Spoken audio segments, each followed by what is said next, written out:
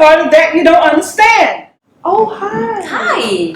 I have a 4 o'clock appointment with Mr. Young. Okay. I'm so sorry that I'm late. The babysitter quit. Oh, no worries. Yeah, and I had to pick the kids up from school today. Let me check for you. Thank you. Mrs. Stansberry?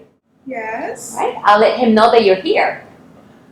Thank you. Amanda, don't move. Sit still. Don't go anywhere. Right. Mr. Young will see you now. His office is down the hall to the right. Thank you. Excuse me, Mrs. Stansberry?